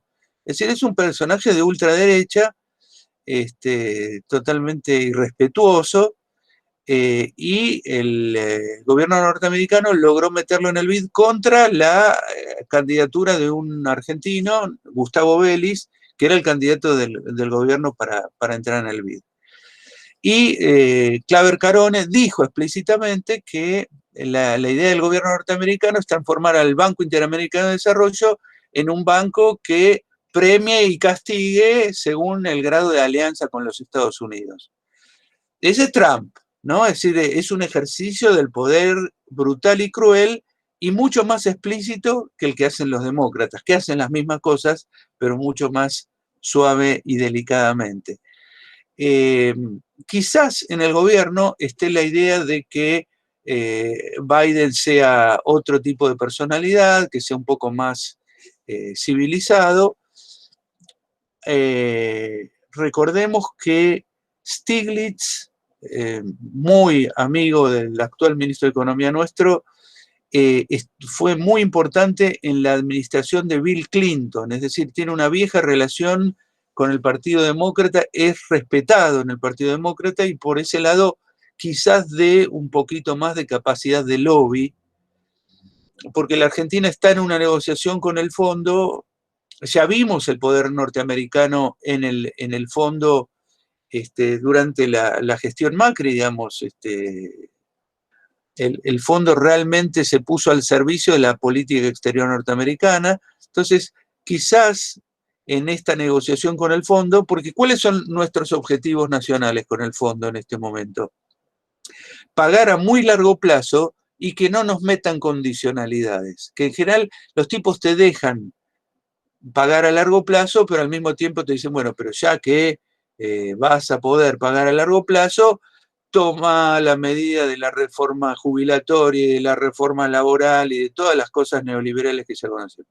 Entonces, quizás la apuesta del gobierno, y me parece bien, es decir, bueno, que nos saquen la obligación de pagar en el corto plazo, la patemos para adelante, y que no nos pongan ninguna condicionalidad de política pública importante, salvo que nos pidan que, bueno, que seamos prudentes con el gasto, o lo que te va a pedir el fondo, y que nosotros mismos tendríamos que hacer con cierto criterio. Así que me parece que por ahí viene la esperanza del gobierno en tener alguna chance más de incidir en la negociación que está en marcha, en realidad, con el Fondo Monetario. Sobre el tema derecha, oposición cohesionada, mira, yo creo que si hay alguna derecha que es democrática y que por lo menos no es troglodita, ya moderna, decir derecha y moderna ya no, pero que no sea troglodita, lo tiene que demostrar. Esto quiere decir, no, es el peronismo renovador votándole todo lo que le votó a Macri en el primer año de gestión. Eso es concretamente apoyar o estar mínimamente no poniendo palos en la rueda. La verdad que hasta ahora la famosa ala moderada de Cambiemos no hace nada de todo eso. No hace nada de todo eso. Es decir, todavía se mantiene. A ver, se dicen barbaridades en los medios de prensa y los tipos no salen a decir, no, no se puede tratar así al presidente. Es decir, no se comportan como una derecha democrática. No se expresa en nada salvo en las ilusiones que el propio gobierno se hace con que cuenta con gente moderada del otro lado. Es más, es el gobierno el que hace la apuesta esa, más que los tipos hacer gestos concretos. Y acá vos me hiciste pensar, Joaquín, en que hay una gran diferencia entre lo que sería ese peronismo colaborativo del comienzo de Macri, que era un peronismo dispuesto a venderse. Acá no tenés ninguna derecha dispuesta a venderse a ningún proyecto nacional y popular, sino a maniobrar un poquito para parecer un poquito más moderada y cosechar unos votitos, porque, digamos, se está discutiendo eso, digamos, la vez pasada yo decía, si del 40% que sacó el macrismo, en el año que viene, el Frente de Todos logra arrebatarle 5%, o sea, que ellos bajen de 40 a 35, no pedimos mucho, y esos 5 se pasan a nuestro lado, nosotros ya no tenemos 48, tenemos 53. Y ahí se puso linda la cosa porque parlamentariamente estás mucho mejor, digamos, empezás a tener un volumen político que te da mucha más margen de maniobra. Yo creo que Alberto apuesta a eso. Pero la verdad que hasta ahora me parece que también ellos piensan en un esquema así, dicen si perdemos 5% estamos jorobados, por eso mantienen también la unidad a toda costa y también esa unidad implica que Rodríguez Larreta no salga abiertamente a decir las cosas que dice Mauricio Macri son barbaridades que no representan, eso no se escucha. Cuando vos, en los primeros años de macrismo, encontrás a algunos de los dirigentes que hoy están en el Frente de Todos pidiendo que vaya presa Cristina. Sí, hay una asimetría en esas dos formas de acercarse muy grande, muy grande.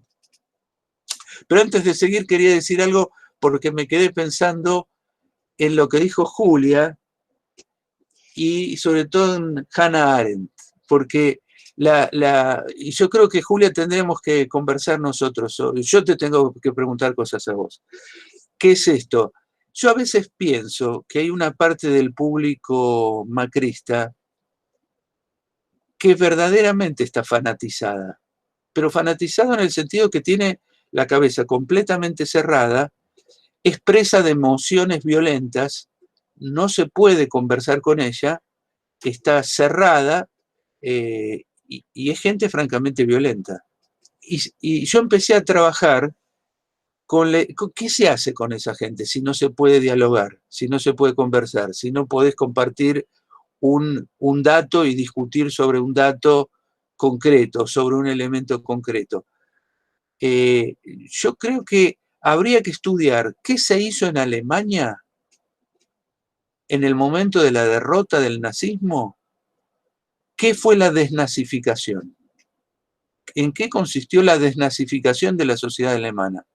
Porque tengo la sensación que vos estás ante una masa fanatizada, incapaz de razonar, resistente a la realidad, resistente a los datos, viviendo en un mundo particular. Digo, el que prende la nata el domingo, ¿para qué es? Es para llenarse que te recargue el odio, que te dure durante toda la semana hasta el domingo que viene. Digamos, ¿qué va a buscar el tipo a la nata? ¿Información o va a buscar odio? Va a buscar odio.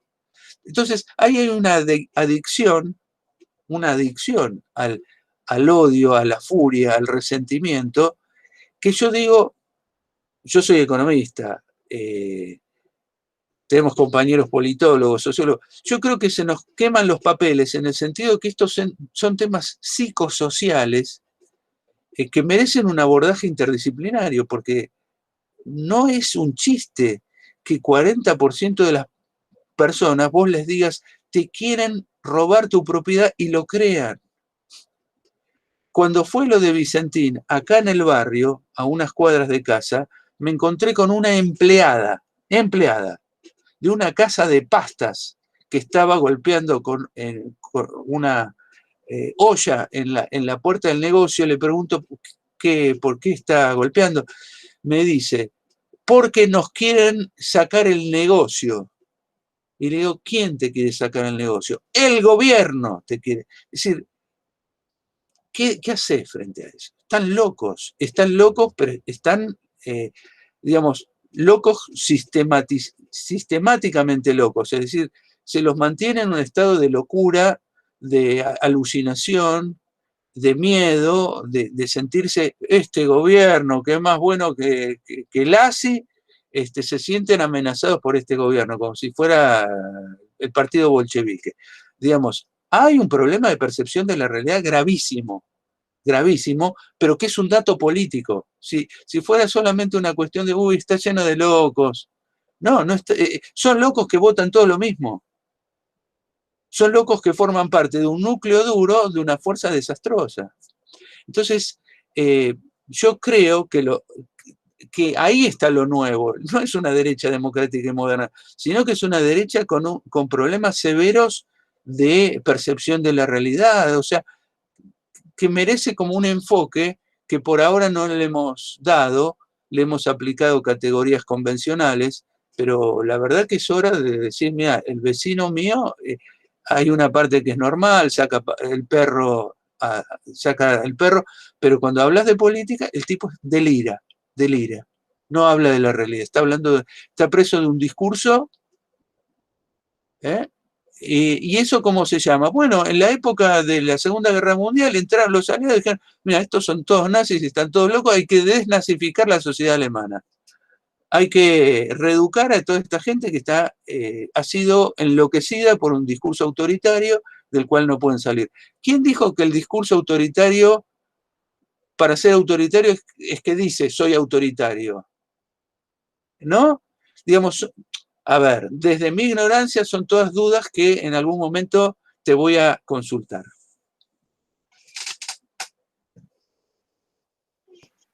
Gracias, Ricardo. No hay más preguntas, pero yo quería hacer dos, no sé si cortitas, pero una a nivel local, que de igual manera ya estuviste contestándole un poco, y una a nivel internacional. A nivel local, pensaba en la crisis que sufrimos, bueno, en el 2019, y obviamente no tiene una comparación ni con la hiperinflación del 89 ni con la del 2001, pero sin embargo lo que yo notaba era que, bueno, después del 89 y tanto después del 2002, los gobiernos que llegan al poder no tienen una oposición tan fuerte como puede tener el Frente de Todos cuando llegó al poder y manejando una crisis económica bastante grande. En ese sentido, esa oposición, como vos decías como decías, en un núcleo duro, ¿cómo pensás que puede, digamos, influir en la organización de la economía y de la política en Argentina? Y por otro lado, el papel de México en el plano internacional, el papel de México que puede jugar, qué papel puede jugar México en, en el plano económico argentino, y Argentina y México qué papel pueden jugar en el plano de una reconstrucción de una unidad latinoamericana o por lo menos de alianzas regionales. A ver, la primera pregunta, si te la entendí bien, es ¿qué peso tiene este núcleo duro de opositor en el próximo devenir económico de la Argentina? Bueno, mira, siendo breve, ellos se están oponiendo al impuesto por única vez a la riqueza. A ver, que es una medida hiper mínima, digamos, esto se discute en todos lados, no es ninguna medida, es una situación dramática, en todas las guerras se les pidió grandes esfuerzos a los más ricos de la sociedad, tuvieron que poner mucha plata, después se los compensó, pero digamos, en su momento se les pidió colaboración y los ingleses no dudaban, los norteamericanos no dudaban, los franceses no dudaban, los alemanes no dudaban, los belgas no dudaban, estos se oponen. Y esto es un dato político extraordinario. No sienten que forman parte de la nación argentina. No sienten que no forman parte de ninguna comunidad de ellos. Ellos están acá para ganar plata. Punto. Lo que es un dato político que tendríamos que también pensar qué significa. Así que yo los veo como obstruyendo todo lo que tenga que ver con la reconstrucción económica. Me llamó la atención que el otro día votaron a favor de que Argentina se integre a un Banco de Desarrollo de Asia. Me pareció bárbaro, me parece una buena iniciativa, y ahí votaron a favor. Pero en general se vienen oponiendo a todas las cosas razonables. El gobierno piensa mandar el año que viene una reforma impositiva. No me cabe duda que va a ser una buena reforma impositiva. Dicho esto, estoy seguro que van a estar en contra. Están en contra de todo lo que tenga que ver con reconstruir la economía.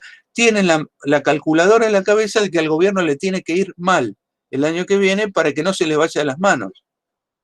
Entonces tiene que irle mal. Y entonces se ponen en un lugar de boicot, pero no es boicot a un gobierno, es boicot al país. Que eso nosotros lo tendríamos que plantear de esa forma. No es boicot a Alberto, no es que le va a ir mal a Alberto. Alberto está salvado, no tiene problemas él. Ni él ni Cristina. Ellos no van a pasar hambre. Va a pasar hambre el pueblo. Eso desde este espacio político no se dice. No se dice. Tema México. Mira, es interesante lo que está haciendo López Obrador, no es perfecto. Tengo gente conocida en México que lo critica mucho, hay cosas que no gustan, lo califican como neodesarrollista, es decir, que no se preocupa tanto por la ecología, ni se preocupa tanto por varias cosas. Cuando fue lo de la pandemia tardó mucho en reaccionar, decía que no era grave. Bueno, tiene sus cosas, pero es un gobierno mucho mejor que los que viene teniendo México hace tiempo, y la verdad, ellos tienen frontera con Estados Unidos, la economía mexicana entre el 70 y el 80% de sus exportaciones es a Estados Unidos, o sea, tienen un nivel de dependencia brutal. Dentro de eso, bastante hace López Obrador por tratar de mantener ciertos márgenes de maniobra. Y yo creo que en este momento no nos sobran aliados, ojalá lo de Chile avance, eso va a ser muy interesante, pero digamos, todo lo que podamos coincidir con México hay que buscar la coincidencia. Lamento mucho el voto argentino en relación a Venezuela, ahí tendríamos que haber votado junto con México, y tratar de buscar todos los puntos de encuentro que podamos, con México, con Bolivia, con Chile, en la medida que las cosas mejoran en Chile. La verdad que es una situación muy compleja, mucho más compleja que la que le tocó en términos regionales a Néstor. Bueno, muchas gracias, Ricardo. Julia, querías preguntar nuevamente para reflexionar.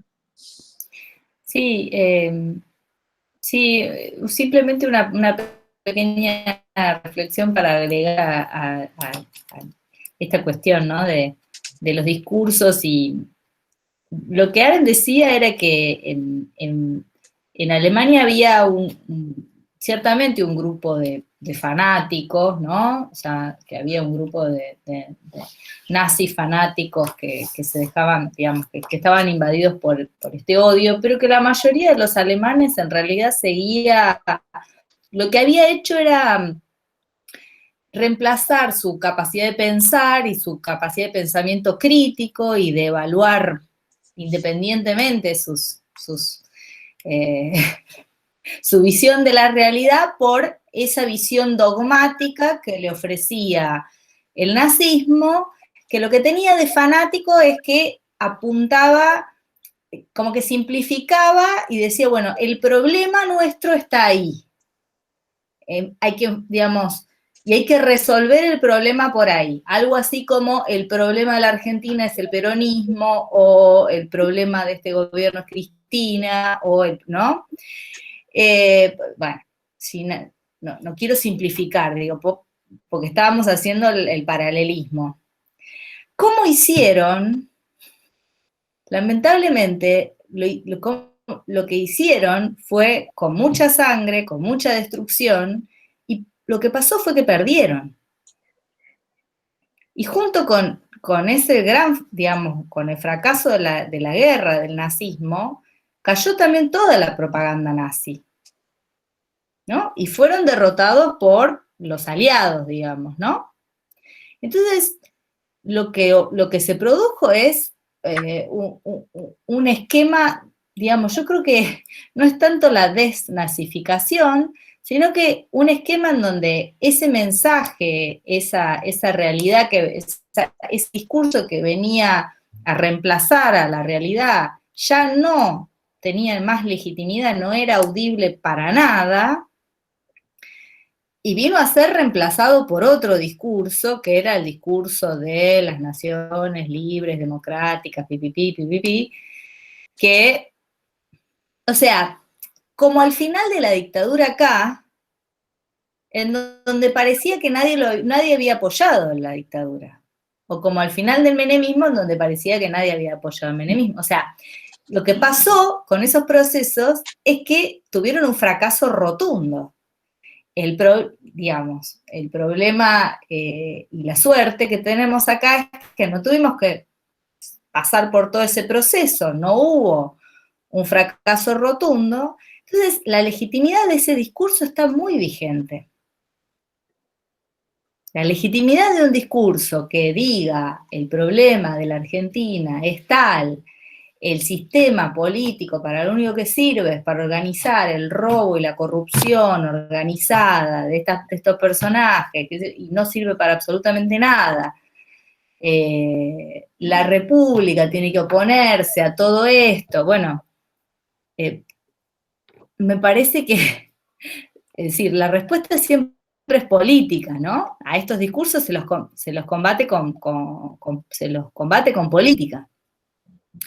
Y son siempre políticos, y en nuestra región siempre vinieron con el discurso de la defensa de la democracia y de las instituciones en contra de la soberanía popular, ¿no? La Revolución Libertadora, el proceso de reorganización nacional, pero ahora, no sé, el impeachment a Lula, perdón, a Dilma, el golpe a Evo, eran todos en defensa de la democracia, supuestamente, ¿no? Entonces, efectivamente, es como vos decís, no se admiten como autoritarios o como no democráticos, pero es decir, la respuesta siempre es política y siempre es a la reflexión crítica. El problema que nosotros tenemos es que tanto ese discurso como los medios que los reproducen siguen teniendo altísima legitimidad en nuestro sistema. Digo, eso es lo que pienso en base a eso y lo que más me preocupa.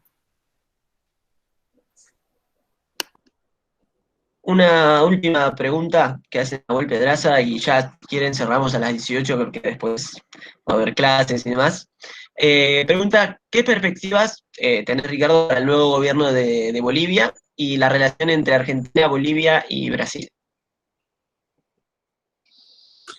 Bueno,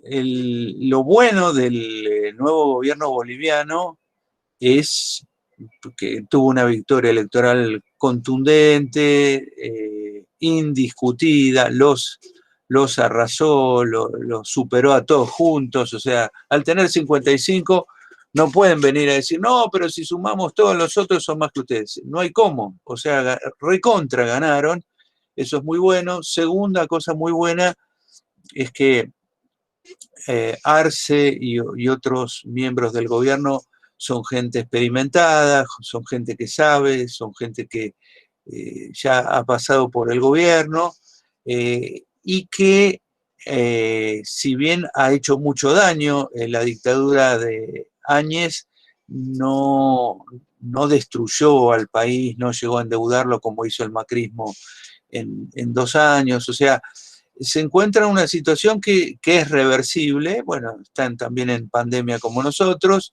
pero digamos, me parece que puede ser un gobierno ordenado. La verdad que el gobierno de Evo había sido un muy buen gobierno. Un gobierno, uno puede decir de Venezuela muchas cosas, pero no puede decir que tengan éxitos económicos para mostrar. Bueno, Bolivia sí, Bolivia realmente era una cosa que funcionó muy bien el modelo. Por supuesto hay discusiones que son neodesarrollistas, que son extractivistas, que esto, que lo otro, pero la verdad que para el pueblo boliviano hubo una mejora impresionante en el periodo de Evo en muchos aspectos, en que se empezaran a recibir por primera vez mujeres de los pueblos originarios en distintas profesiones, el satélite boliviano, es decir, hubo una cantidad enorme de cosas que funcionaron bien, es decir, estaban haciendo las cosas bien y los voltean, eso es interesantísimo, estaban haciendo las cosas bien, no era un mamarracho ese gobierno, no era, uy, qué desprolijidad, no, funcionaba muy bien y los voltearon. Así que yo creo que sí, ellos son como más vivos, aprenden la lección de Evo, no para ser más moderados, sino para tener un trabajo en las Fuerzas Armadas, en la policía, en los servicios de seguridad, para que respondan al gobierno democrático y no a cualquier salvaje de la región de Santa Cruz. Yo creo que pueden hacer un buen gobierno. La verdad que Bolivia está muy cortado regionalmente, es tremendo, es tremendo. Ya ha habido un asesinato político importante de uno de los líderes mineros que acompañaron a Arce, así que es preocupante la situación, la derecha se puede volver violenta, la derecha boliviana es una cosa, son recontrafascistas, ya en su momento cuando le quisieron hacer el golpe a Evo, intervino muy bien Argentina y Lula de Brasil, ahí paramos el golpe en Santa Cruz, pero la verdad que era porque Argentina y Brasil se metieron. Si no estaba esa influencia, no sabemos dónde terminaba Bolivia. Así que para el gobierno, aunque haga un excelente gobierno, tiene el problema de las regiones secesionistas, que es tremendo. Pues son racistas, son de lo peor. Después la otra pregunta es Argentina, Bolivia y Brasil. Bueno, Brasil necesitamos con urgencia que surja un gobierno, aunque sea de centro. Y hay un acercamiento aparente entre Lula y Ciro Gómez, que han estado separados. Ciro es más moderado. Tampoco el gobierno de Lula fue muy extremista, que digamos, pero digamos, frente a la super extremismo de Bolsonaro, todo parece posible. Así que Vamos a ver si se logra construir en Brasil una oferta política de centro progresista, para lograr desplazarlo a este salvaje que tenemos al lado, que realmente es un agente norteamericano de destrucción de la integración latinoamericana, de persecución de la izquierda, de quema del Amazonas, de retroceso cultural tremendo. La verdad que lo tiene todo y encima es un títere subdesarrollado, Bolsonaro. Así que es un cuadro espantoso lo de Brasil. Los amigos brasileños la pasan muy mal, están muy humillados por tener un gobierno así. Hay que decir, Argentina con Macri y todo no tuvo un gobierno así. Lo de Brasil es espantoso, espantoso. Esperemos que se construya en Brasil una salida democrática, progresista, sensata, que seguro va a establecer puentes inmediatamente con Argentina y con Bolivia, ¿no? Ojalá.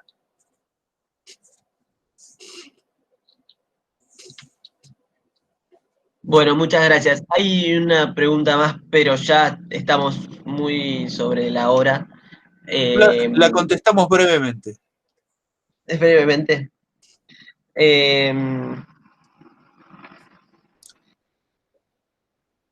No, pues ya cierra la hora, ya cierra todo. Ya cierra, no, ya es la hora y ya teníamos que cerrar a las 18, te pido perdón. Nada, les agradecemos a todos, todas y todos por haber estado las 2 horas, por haber participado, por haber preguntado. A vos, Ricardo, muchas gracias por todo el tiempo y por todo el diálogo, y bueno, a Julia y a todo el comité de estudios políticos. Así que bueno, espero que nos encontremos nuevamente en otro conversatorio. Y los saludo y bueno, y les doy las gracias. Bueno, muchas gracias a ustedes por estar ahí y por organizar estas cosas. Bueno, muchas gracias. Nos vemos. Gracias, Ricardo. Chau, chau. Chau, chau. Saludos, un gusto verlos a todos.